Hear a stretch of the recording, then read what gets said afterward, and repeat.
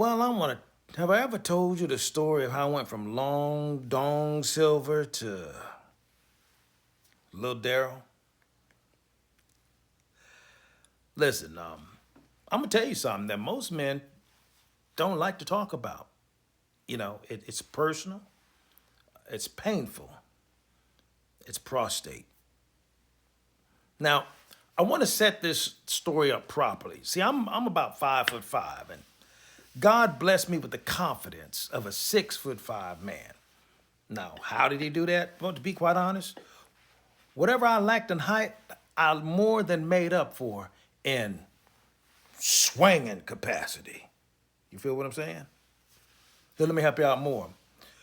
I used to wear a size 11 shoe, not for fashion, not for style, just so folks get a visual aid of what I'm talking about. So you ain't got to guess, the foot matches the freight. All right? Now, all my life, I walked into rooms with tall men, big guys, and I've never felt insecure because I knew when it came time to lay it down, there's this old Mississippi phrase that goes, big trees fall hard. However, I'm the one that knew I'm the one bringing the lumber. And then prostate cancer came knocking on my door. Now, let me tell you something. God has a cruel sense of humor, that old phrase, pride goeth before a fall. Yeah, just when you think you all that, something will knock you down a notch or two.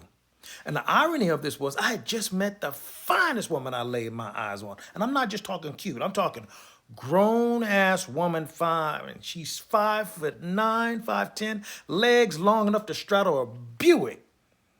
And her kids from her previous marriage, and her husband's deceased, but they built like NBA 2K avatars. Her daughter's 6'3", her son is 6'7". Hell, I'm the shortest person in the house outside of the garden gnome on the porch and a little dog with 3 legs. I mean, that's humiliating. But since I'm swinging, I ain't care. But when I met her, I was still in full form. Long Dong Silver. And I had one good day on my first day. Let's just say, I laid it down, son. No need for restructuring, no need for any other addendums to the building. Now, I'd love to say that she fell in love with a character and my values and my spiritual depths. Nah. She fell for the meat first, and the man came after. So let's not lie while we almost stepped in church on this thing. But then ADT therapy, androgen deprivation therapy, came in. And it rocked my world when I just had the best relationship that I could have ever asked for. See, that's when they put you on hormone suppression. And basically, it takes all your testosterone and it throws it into the river somewhere. And y'all, something I had never had, because I was what you call a big-time grower. I started shrinking. At first, it was real subtle. Like, maybe it was just cold.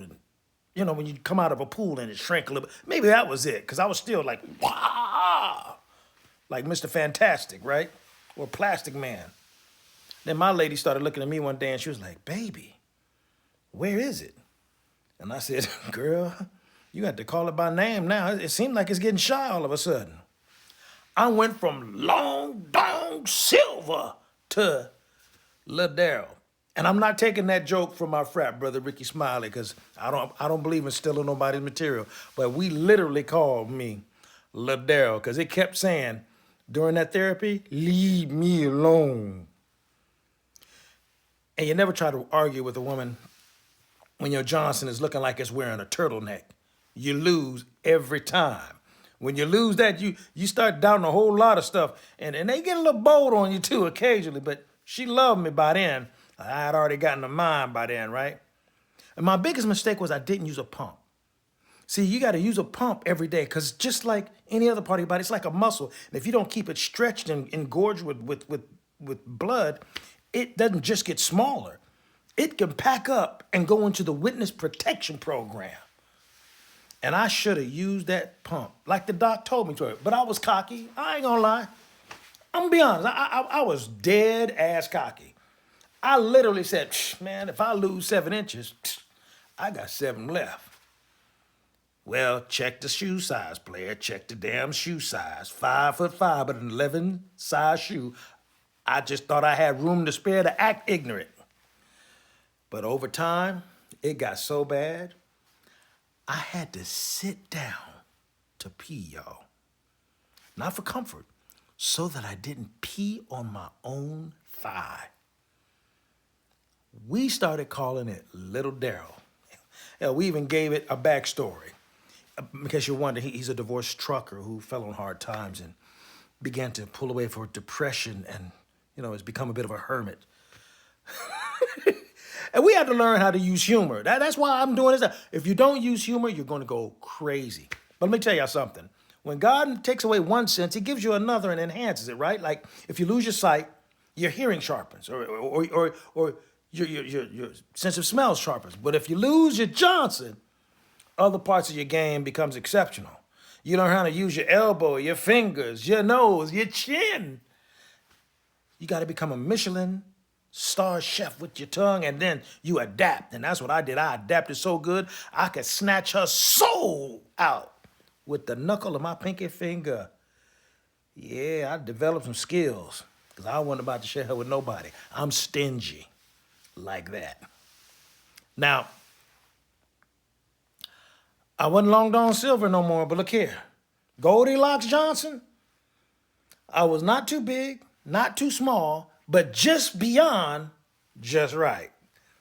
Now, I'm not saying that I could be in no porn movie or nothing like that, but I could do boutique adult film work like a B Squad or direct-to-DVD type production, but it's called Slightly Above Average Love, starring formerly known as Long Dong Silver. But I can't do nothing like that because my mama's still alive. And she found out I'm here swinging post-cancer. She'll snatch my soul and mail me right back to Mississippi. So yeah, 5'5", size 11 shoe. Cancer tried to shrink me down, but I'm still in the game, baby. I'm just playing a different position. I might not be a fullback, but I'm definitely a running back. Now, the bottom line is this.